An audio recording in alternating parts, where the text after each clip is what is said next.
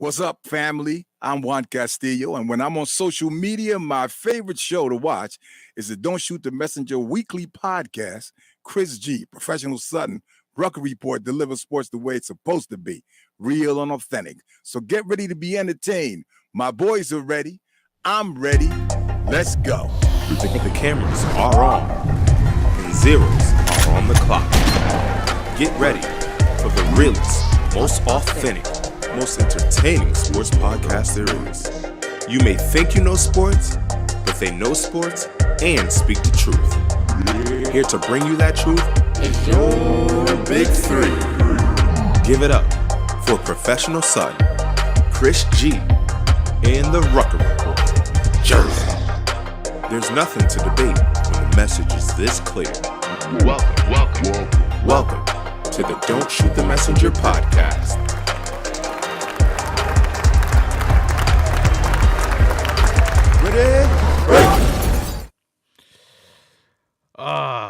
Felt like we've been going forever, fellas, but guess what?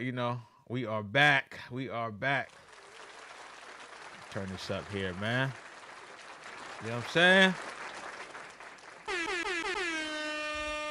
Wagwan, Welcome to an overdue edition of Don't Shoot the Messenger podcast. I'm your boy, Professional Sutton.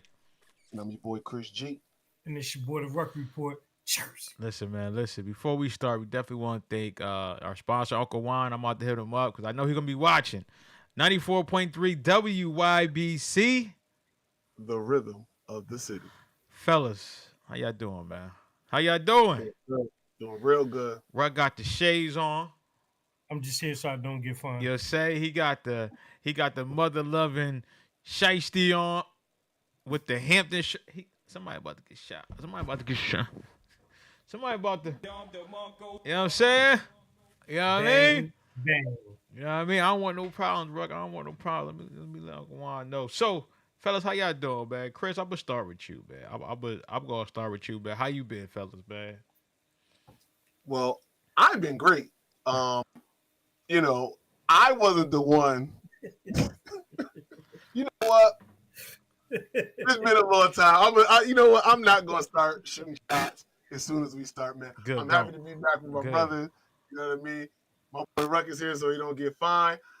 I'm glad everybody here growing back. And that's all I'm going to say. I'm just leave it at that. I ain't going to go too much more deep into it. If you know, and I'm going to let them tell their own story.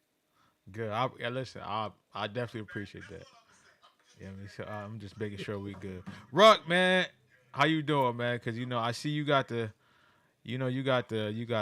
Scully on, like you from Jersey. Well, you know how they do in Jersey, but what's good, man? I'm just here so I don't get fined. Oh, come on, man. Come on, damn, come on, man. Damn. You know what I'm saying? It's been a long time, yo. Yeah, it's been a long time. You know how to act, yo. Like it's been a long time. I don't know. It's been. Oh man, football was going on last time we was talking. Yeah, last time we talked, it was like New Year's. Crazy. That's wild, crazy. Football was happening. Football was on. Last time. It was I don't think we ever been away this long. I don't know why this one on Facebook is showing differently. I mean on YouTube, but I'll check that out. So, I want to start off with the NBA because it's hot. Y'all was talking NBA. Again, I've been watching as much as I can, and my godson about to play, so that's when it really count for me. You know what I'm saying? I know last night y'all was saying how my man E40, Earl Stevens himself, he got ejected out of the game. What's going on with E40? Yo, man, I don't know the whole story. I just know he said, there was some racial discrimination going on, some racial bias. Hey, man, cowbells and getting hyphy don't mix sometimes. I'm just saying. And, E40 is about that Bay life, right? He about that Bay life. He's lucky he ain't called crew up there. But he was in the Bay, though. They had to get them Elroys to get him out the seat. Nah, but I'm saying, though, but he was in the Bay, though. So, no, Sacramento ain't the Bay. It ain't the Bay? Sacramento ain't in the Bay. Nah, man. They ain't nowhere near the Bay. Sacramento was close. It's like 2 hours hour and a half away. Well, them Hey, Chris, niggas. you can tell he been through something. He's talking about Sacramento and the Bay. No, Yeah, listen, like, no. You know why I say that? You know why I say that? Because when I was at Alabama State, it was some people. It was two people that was from Sacramento, and they was saying that they from the Bay. They was claiming the Bay. They was like, "Yo, we from the Bay." I was like, "All right, listen, Nah, you they from there?" wasn't repping right, cuz. nah. They ain't from there. Listen. Cause E40 really from there though. Nah, really he really from- from He Vallejo. really from there. He from Vallejo. You know what I'm saying? Yeah. He from Vallejo. Yeah, yay. So racial discrimination. All right, you know, so they kicked him off. But how was the game though? Listen, how was the game? Sacramento got their first playoff win since what? In 2000 what? 16 years. 16? No, 16 years, right? That's 16 years. crazy. That's crazy. So, Ruck, seeing that last night, I know you alluded to it. Does this mean, again, if you know Golden State when it comes to Golden State basketball, you know that Golden State is going to put on a show when it comes to the second game or whatever game they lost, you know it's going to be ass kicking. Are we going to see that ass kicking for game 2, or is it just par for the core in Sacramento like, yo, we really about that? Not well. One, I want to say that Sacramento is a really good team this year. They were Mike Brown has made a big difference in developing that culture that came from Golden State in Sacramento. He has some great pieces. He has De'Aaron Fox. You got Malik Monk. You have Domantas Sabonis. You know, you have a vet holdover like a Harrison Barnes that's there.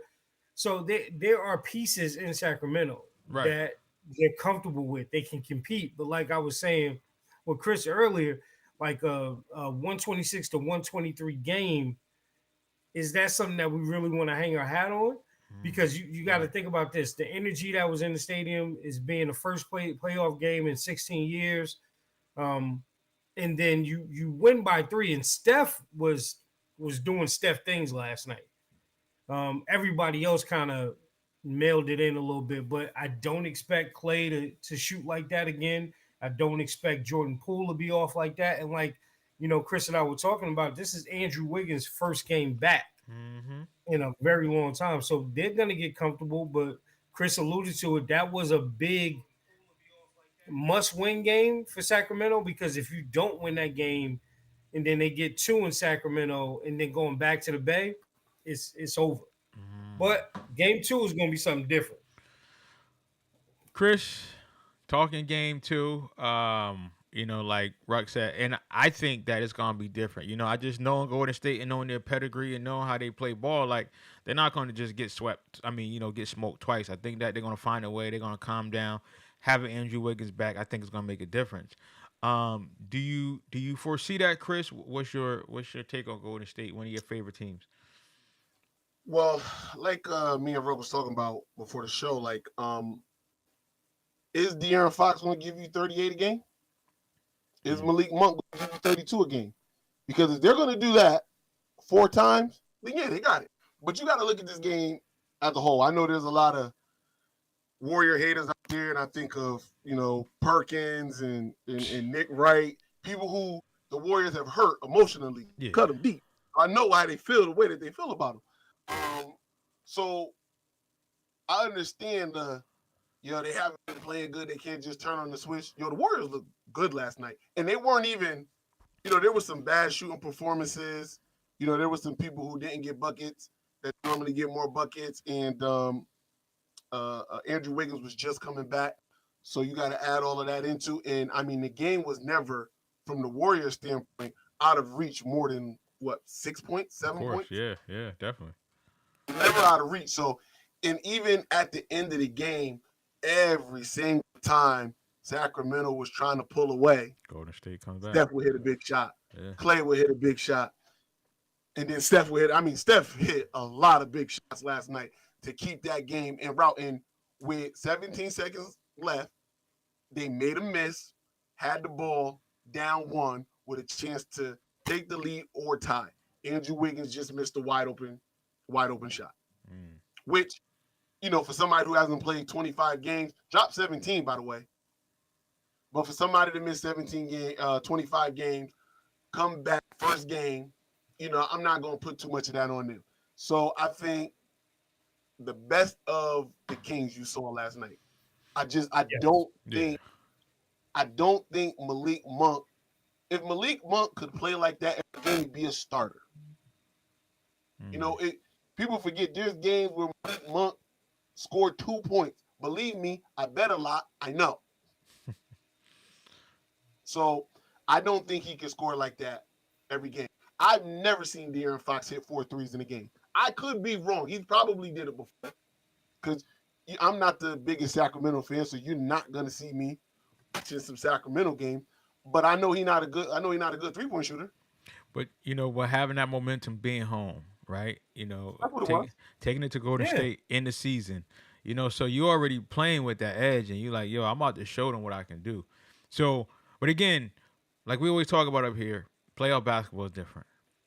Because if I'm going to State and I'm like, yo, you giving us the kitchen sink and you are barely getting, blowing us out. Oh yeah, now we good. We gonna let you, as they say, blow your load, and then by the time you ready, yo, this series over. And So let me give it to you real quick. PlayStation shot 5 for 14 on 3-pointers. Okay. 5 for 14. Wow. Steph was 6 for 14. Okay. Andrew Wiggins was 7 for 16 through the field goals. He was 1 for 8 shooting threes. And then